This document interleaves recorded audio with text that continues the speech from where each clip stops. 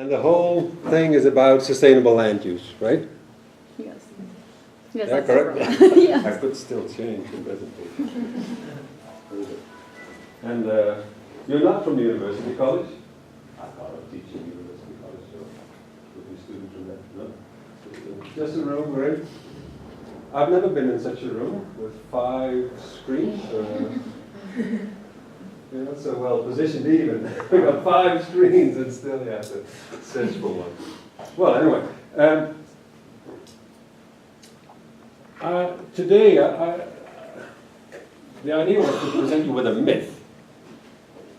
And I struggled a bit with that, but so let's just give you a presentation and a task. But I did think, you were sort of at this meta level looking at sustainable land use. So I thought I'd give you a bit of a meta level challenge, thinking basically about the role of science in society. I thought I'd just be honest with you, very straight. So, well, I can give you an assignment, obviously, and easily, and I can invent something to do. But I thought, well, let's just try and talk about things which worries me. I thought, well, I'd just be straight with it, like this, So I do stuff in science, but why? Well, I got a question about that, and I'll present you with it. But that's after half an hour. I'll first talk a bit about my work and nature and land use, right? So that's the idea.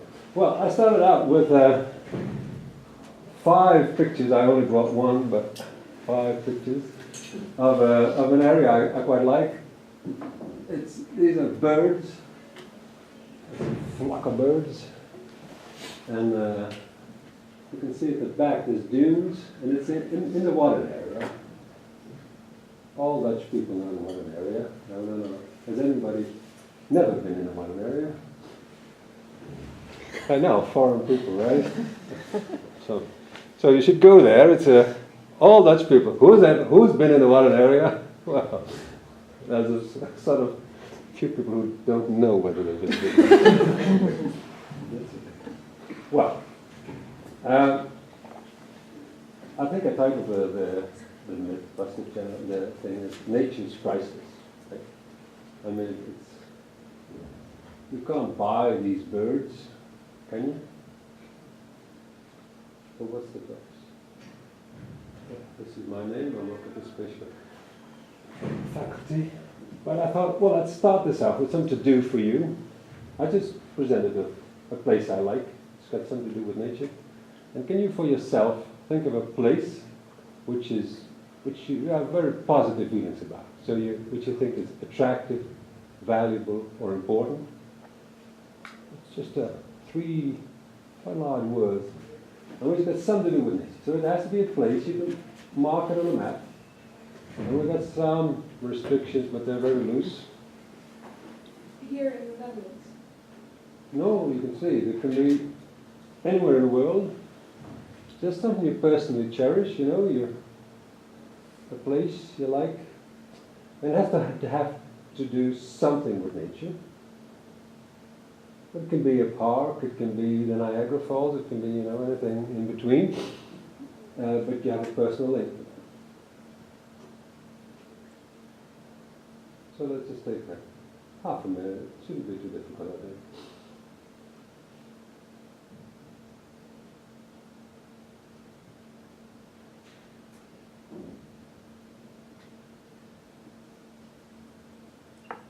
I haven't been counting, but okay. Have you thought of a place? Mm-hmm. What is it? It's this quite a small forest. I come from northern Finland, and Yeah. so it's just a small forest that's like by the house where I grew up. Very good. Small forest in Finland, very good. Got a place? In the mountains, like the Black Forest, close to Frans, where I live. Okay. And yeah, there's a mountain and a chapel, and close to them you can sit and be very far in the nature. That's Very the good. place I thought. Very good, thank you. You got a place? Yes, if you go to the Sallandse there's a very beautiful heather area, and you can see all around the forest and the heather. It's really nice. Yeah. Very good. Well, one more. it's close to my hometown. So, Where is your hometown? It's central Germany. Central Germany, right? I have over 3 years there. Okay. So, I just passed the Primark and past the shops, you know. Yeah. I'm an economist by training, and what we see here within this room, and we got valuable places here somewhere, and they're not here, right? We're not there, right? We're there in the mountains, and they're in Finland and in Scotland. So we're sort of, we value places, right? Natural places. That's a simple fact. And it's something, if you talk about it, it's not nothing, right? It's not, oh, it's valuable. Oh, yeah, a nice view, oh yeah. Right? There's something valuable going on. So that's just a simple fact. Basically, a science is not about facts. So we got that. Okay. Now here's another thing. It's got something to do with nature. There's a I don't know what the English word, but in Dutch it's the Amur luipaard, Amur leopard. Probably something like the same, Amur. Does anybody know what the type of leopard it is? No? We're not that smart, okay, anyway. Well, you never know, right? Some people say, oh no, that's the Siberian wolf. Anyway. Brown bear, African elephant. Do you care? Yes. Yeah? If I In just general. shoot them? But what do I care about? It's like Yeah, about these animals. Yeah. If If they were not there, do you care? Yes, I would. Okay. If I just kill them, you care? Okay. Eat them, I just care. Eat them. You care? Ever seen one in real life? Which one? The bottom two. You ever see one? Real life? Do you care? Yes. Okay. Okay, so we've got two things, basically. We've got two things happening. If we talk about nature and price and value of nature, we just established sort of that we love places and we like nature. We care about nature, which we've never seen even. I mean, only on pictures. Or rarely. How often did you see an elephant? The elephant only once. Only one. I lived in an area with bears. Oh, all right, so too many bears. Okay, so talking about sustainable land use, talking about finding value, finding price, we've established at least two simple things which are in our life. Right? Because there's a lot of things going on about the value of nature, which I mean, there's a CO2 cycles, and then we've got trees breathing, and we've got nitrate cycles, and you know, there's a lot of complexity what nature does for us. But I'm not into that strand. But I mean, it's true also. Obviously, it protects us from flooding and a lot of things going on. But these are just basic things which everybody sort of feels and knows. It's a social thing, right? Just we value nature, at least for two big reasons: for being there, and for something vague like I care that they're okay. So, yeah. Now, okay, I will now take some time just to talk you through some of the work I do. And I'm an economist, a spatial economist, so we're at the floor with Philip McCann and these guys. I'm busy with say the urban agglomeration sort of stuff. This is one of our students, my students. Sorry, yeah, you used to be in a course for me, but in our floor, you know the floor as well. You know, we're economists. We talk about concentration of activities and productivity of cities and innovation and all this sort of thing going on, right? And so we think about that, and then we also think about, well, how do we get where we are now? So we sort of started, I'll give you a brief sort of introduction about thinking about economics and nature, economic development and nature, and then go to some nature valuation innovations, and then we get to the challenge. Okay, so if you just go briefly, we could say that, you know, we started out here, this is Adam and Eve. Adam and Eve at a distinct moment in history where she takes a nice apple from a tree, and then, you know, the rest is history. Something like that. We don't live that green anymore, right? I mean, it's now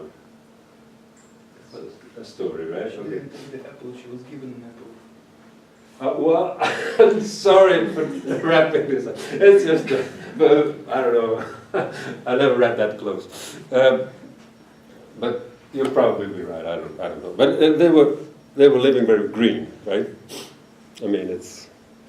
And today we're sort of living like this, you know, in an urban setting. Like I said, we're on this floor with all these urban economies. And there's one tree here. This is basically our living environment to a large degree. And we are not out in nature that much anymore. We live a lot on the couch potatoes, doing stuff with screens, and, right? So we've come a long way, right? Come a long way, and nature is not that relevant in our lives, you could say. Unreal. Sorry? Sounds like unreal. Unreal. Well, yeah. It's far away, right? Yeah, we create Anyway. a different reality. Yeah. Now, in between this, this is very brief, but just to give you an understanding, you know, it is very nice. We're all at 6 tables here, and you can think of yourself as, you know, being a small community. Basically, this between Adam and Eve and our urban sort of system. We had this phase of, let's say, subsistence economy. If you start, you know, Adam did all the carpentry and all the things himself, right? In the Middle Ages, you were on your own. You were a brewer. You were an agricultural sort of.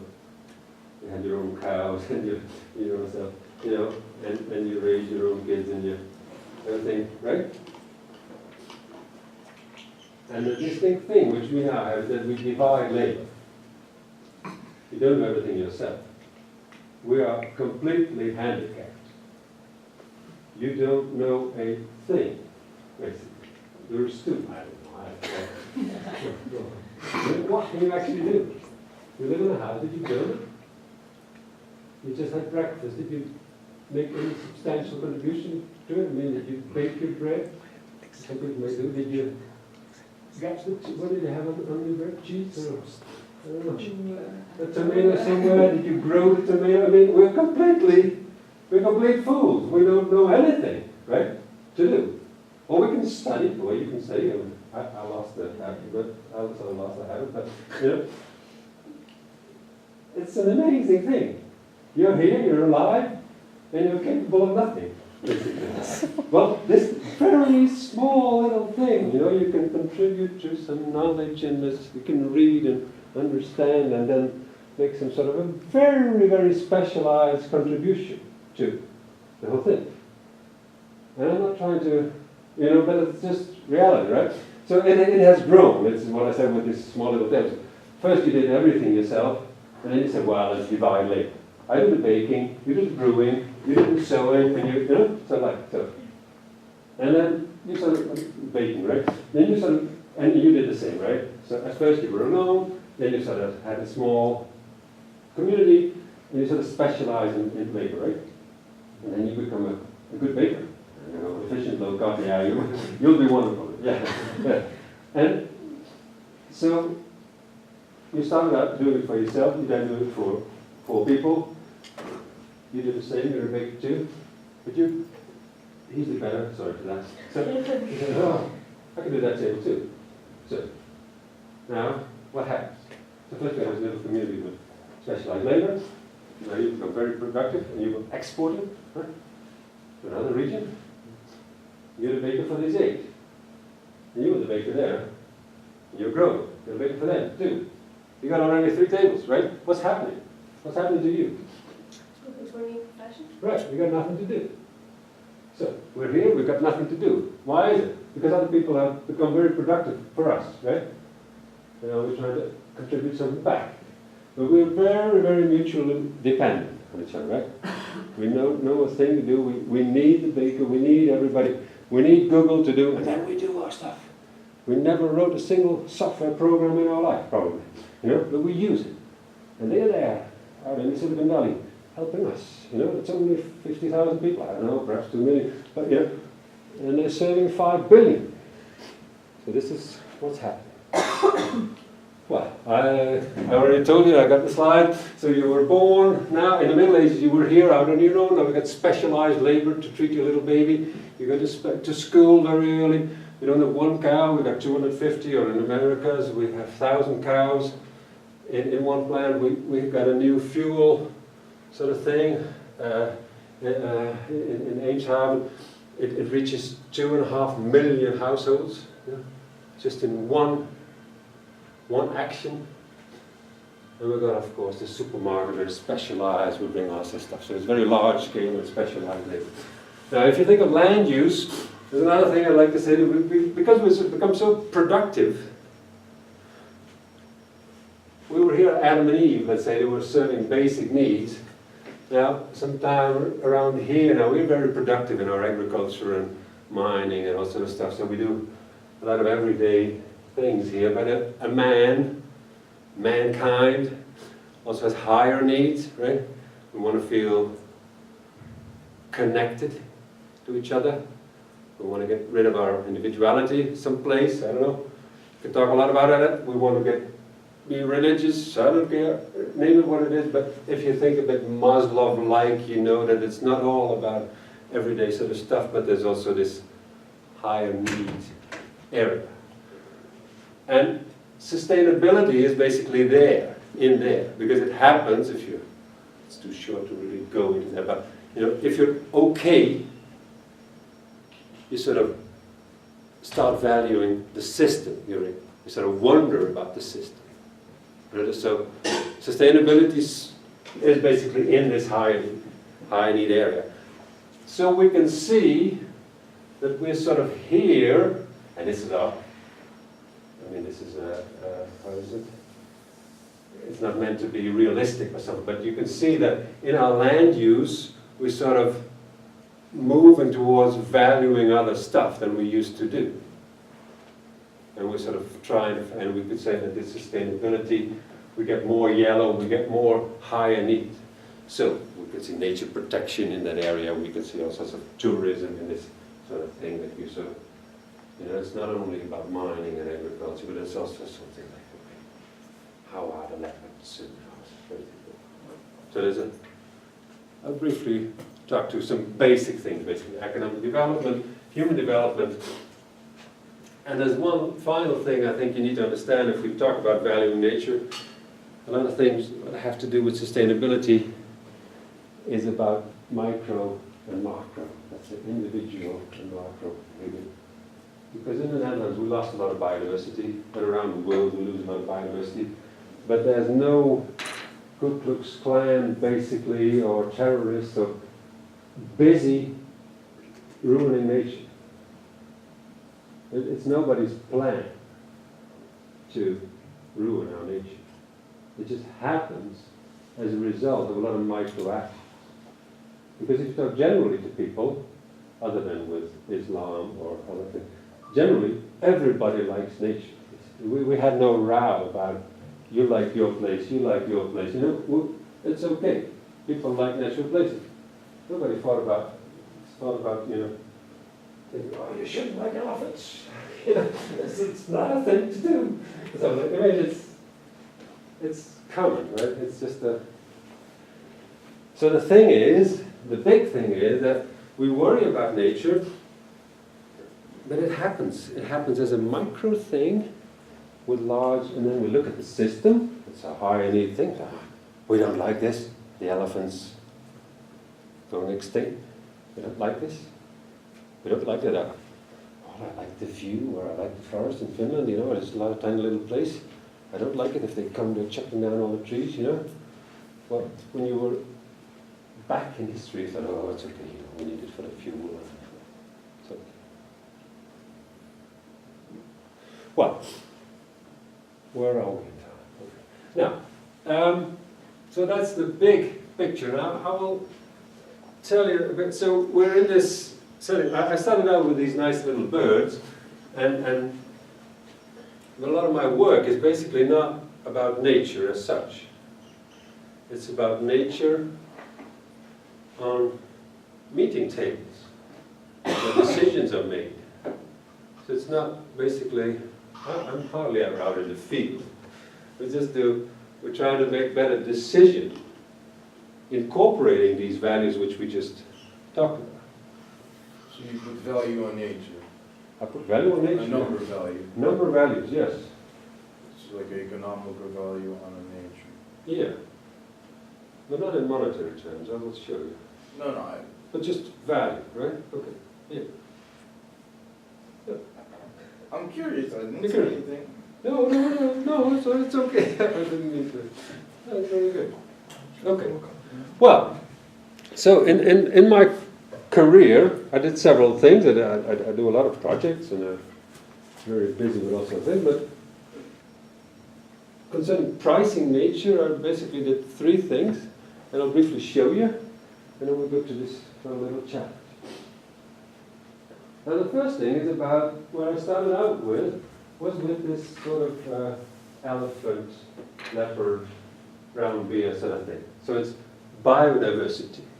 But we're still at these meeting tables where decisions are made. And we started out basically in the Netherlands. So we didn't do elephants, but it was just about how many birds and plants are there in different areas. If we build a road or if we do some urban expansion, and is it valuable nature or not? And there's a lot of talk always, and we in the Netherlands it's very heavily institutionalized. We look carefully at if some spatial project affects nature, we look carefully. Which birds are affected, and which plants are affected, and what's happening, how's the water quality, so we do a lot of environmental impact assessment and such a thing. But it doesn't really, if we bring it to the table, to the final table, where the economics and the biodiversity are assessed, then basically biodiversity assessment is very weak. And I will show you a simple example. We have 3 cases, some spatial cases. This is an infrastructure link, this is doing something with the water level, and this is doing something with dikes and recreation. So we've got 3 little projects. And we'll go to the dikes and recreation point. We were at the table, we were looking at different variants for this dike and recreation plan. And then, with all our bright minds in the Netherlands, we come up with this decision situation in which we assess all the costs and benefits. And for your understanding, this is minus 16 million, so there's a deficit. And these are 3 different plans for this. We can build the dike a bit more natural, we can have some more water seeping through and making rare biodiversity, that's the natural thing, and there's something in between. And then they said, okay, we do something with nature, but we haven't got a clue how to measure this, basically. There's reports on it, but there's no measurement rod. So we invented that, and we said, well, it's always about hectares, it's always about ecological quality, and it's always about the rareness or the threatenedness of the system. So there's 3 things. Is it a big area? Is the quality okay, or before and after? And is it a very rare system which we're affecting? We'll have to do this, I could talk a bit longer on it, but anyway, we came up with a standard measurement, and we said, okay, it's not that was a PM, it was a pro memory, it was not really quantified. We can quantify it. We can say, well, it's 180 TQuad points, we call them, TQuad points, or 450 or 180. So you don't have to understand, but this is more than twice as much nature effect, right? It's a standard unit we built for that. Is it separate variables, or you include those net present value numbers as well? No, separate. It's okay. Separate. And we can do it for all 3 projects. Remember, we had 3 projects, the infrastructure link, and we can say, well, this is the Waterdien, we saw 180 to 450. The infrastructure link, it's not about a lot of nature. This is a weighted hectare, so it's basically a hectare sort of thing with a weight. So this is, 10 times as much nature was involved here as there. And here, this is a huge project, right? It's even 20 times as much or 40 times as much as here. So you just we're able to measure if there's a lot of biodiversity concern going on, whether a plan affects a lot, helps a lot, you know? So you don't want to lose a lot of like nature points basically when there's something going on in one specific area. Yeah. Alright. And if you lose them, you do want a lot of economic gain, right? These are losses, but you say, well, we have to do it, but it's a big, you know, it's a big gain for society because we can have a Primark or whatever thing. I don't know. Okay, so we're able to do this. Just, right? I mean, there's a lot of stuff, we can talk for hours about it, but okay. And the other thing, these are not about nice places. You had your Finnish, and we had the Schwarzwald, and we had all sorts of, right? We all have nice places. But we hardly measure them when we're at these tables, we don't measure anything about it. So once in my career I was given a task and said, well, how do we treat this sort of thing, that people appreciate natural areas? And then I said, well, we don't measure anything, so how can it be on a table? So we started out measuring. And we simply started out asking the question I gave you at the start. But we did it in a Google Maps environment. So we said, do you know if a place has to do something with nature, which is attractive, valuable to you, so can you mark it on a map? And we do it home-based, so there's your home, and here's somebody marking the Noordplantsoen. And then we have some questions, give them a report mark, tell us why you like it. We then do that. How often do you get there and what do you do there? So you can do cycling, walking, whatever. And we do it at 4 levels. We do this at your home within 2 kilometers. We do it at 20 kilometers, so it's with a region. We do it in your country, and we do it at a world level. That's a survey technique, we do it spatially. But we still have from every respondent, we've got home location in 4 nice places. And we have these standardized questions. And for instance, for the Netherlands, the foreign people can learn now the attractive areas, the Wadden area, very attractive, the coastal area, southern Limburg, but if you're already from the mountains, you shouldn't care about it because it's just a little bit of hilly area, but we don't have too much, so don't worry too much about it. But this is anyway, and the Veluwe, we like it very much, but if you're from the Schwarzwald, I don't know. But this is at least very unique. The dunes are very unique in the Netherlands. And if we look closer at the Wadden area, you can see that because people place markers very spatially precise, perhaps overly precise here and there, we can see spatial structure of what is more and less appreciated. And you can see that there's no big need to go to the Dutch mainland coast, because generally we don't appreciate it that much. You might go there. I know people who die for this, but anyway, generally, you know, it's the Isles mostly, but the Germans, they like their own coast much more. The coast is closer to the Isles too. Anyway, you can see spatial structure. And we ask people, why do you like it? So at the end of the presentation, I've got a list of publications. We recently did a thing in which we analyzed this text analysis and placed it in a psychological framing, basically. So you can see that this is for the Wadden area. No words to describe what I feel. The immensity of nature in which man seems only a very little crumb. We got valuable things people say about these areas. We can also do nice calculations with them. We can estimate the number of fans which this nature area has. And if we look at the Wadden area, we can calculate, because we know from, we took random samples from different areas in Germany and the Netherlands and Denmark, and we said, how many percentage of the people marks the Wadden area? How many percentage marks the Alps? Yeah? So we can say, okay, for the Wadden area, we have 14 million fans. People who, if you're in a room somewhere in Groningen, and you ask them about a valuable place, they would say, the Wadden, right? So it's like this sort of, I call this a fact. So it's in your heart and mind, if you're somewhere else, and it's sort of an important place.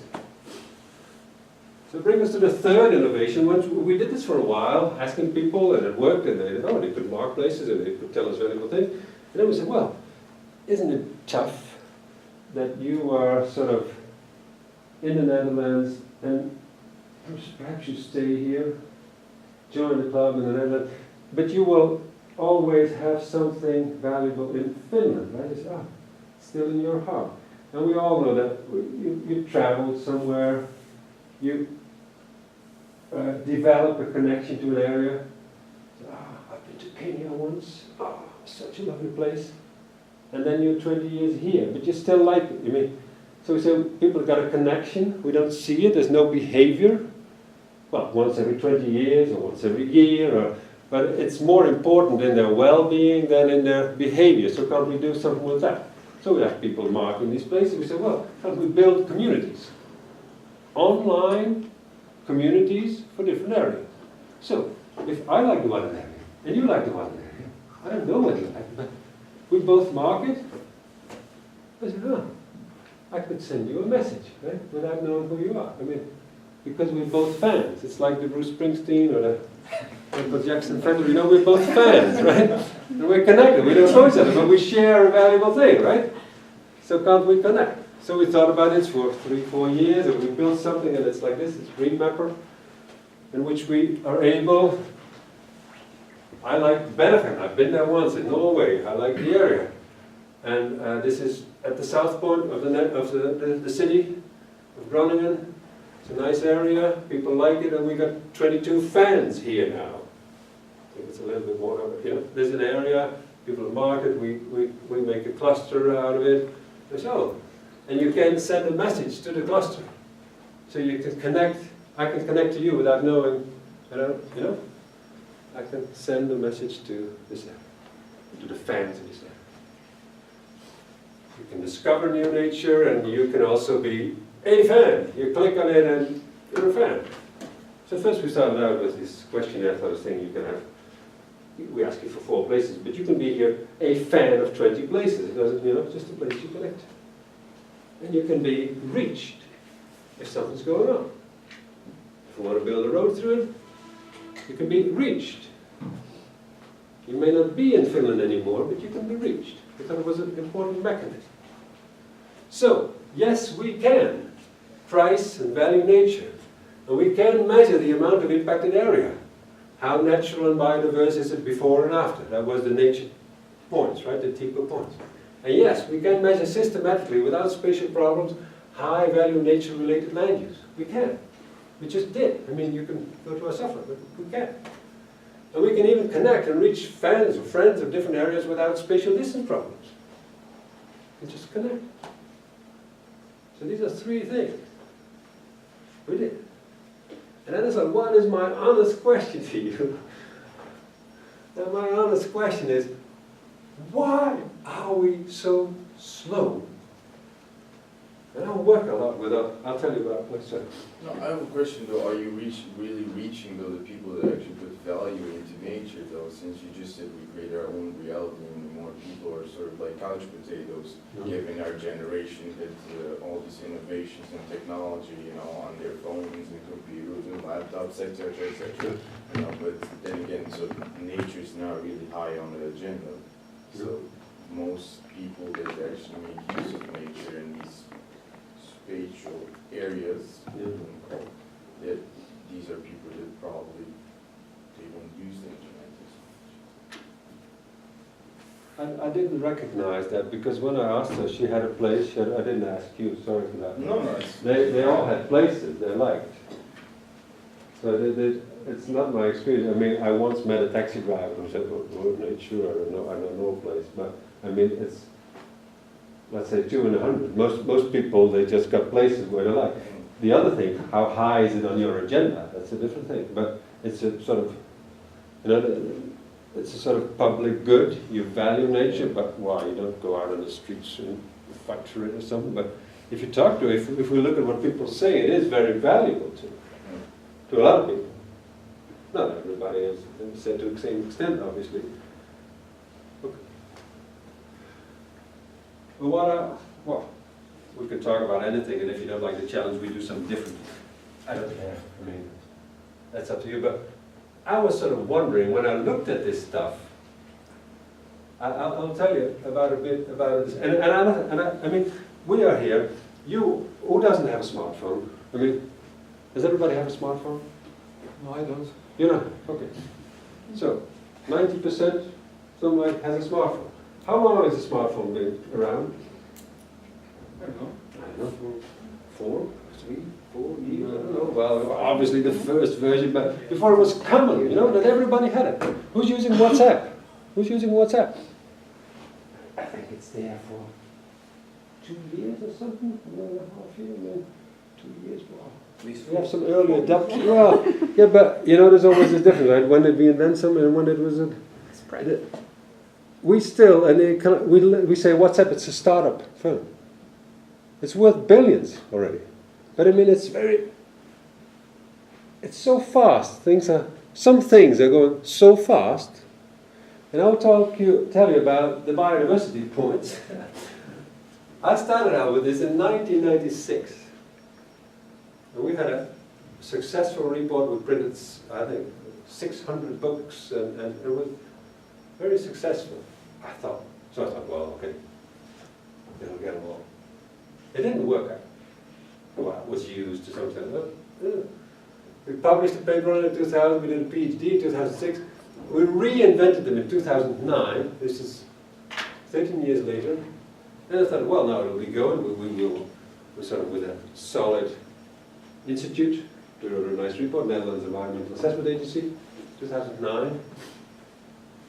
But we only did it for land, we didn't do it for water. It took 5 years before they had the report out on how to do this stuff in the Netherlands for water. 5 years.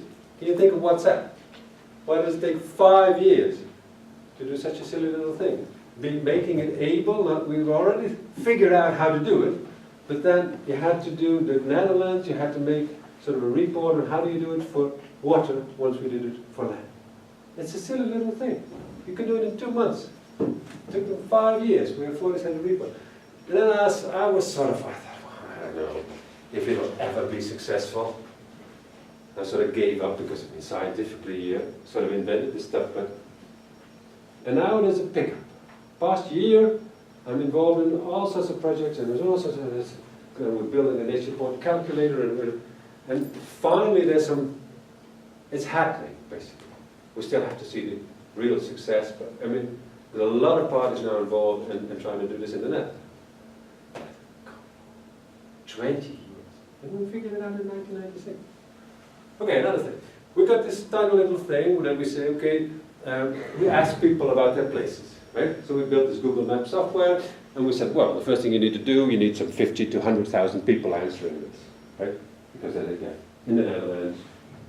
So we first invented the software, made sure it was sort of working, and we placed markers, and okay, it worked. We did the first survey, 3,000 people, so okay, working. We see this last night. Things happen. We did a research ourselves, 2013, and now 2016 we're sort of considering doing it on the scale we wanted to do, 50 to 100,000 people. We've got 13,000 people, haven't filled this in. 13,000 still, Germany too. And the things are so slow. You sort of wonder about the mechanism. We invent stuff, and obviously you sort of have to find out things which are good, which are sort of doing something which is valuable. Now that's proven if you got some papers out, we've got papers out and all this stuff. We've got partners, oh yeah, that's a nice thing to do. But then you sort of wonder, what is the university doing to really bring things forward? We could do this worldwide, Nature Point. We could do this worldwide here with this measuring sort of stuff. We do a small project in Switzerland. We do a small project in South Korea. We did a project in Germany. We've got a large project in Germany around it, but it's so, if you think of WhatsApp, and if you think about Toyota Prius, and if you think of all this stuff, think, what are we doing? We're inventing good stuff, it's valuable to society, but I just wonder, are we organizing well enough? We always say, well, you bring it to society, you have to wait till it's being picked up. Perhaps we should just have well, I don't know. I'm curious about your ideas. Now with this fan sort of stuff, we started out in 2012, we didn't have nothing. It took us 3 years to build something, to think it out, figure it out, how could this be working? Can we make groups, fans, and what would attract people to do it, and how do we organize this? And we built it photo-oriented, and we did a lot of stuff, and if I tell people, I say, oh, that's a good thing, And now I'm struggling last year. So we got some success, it was a nice thing.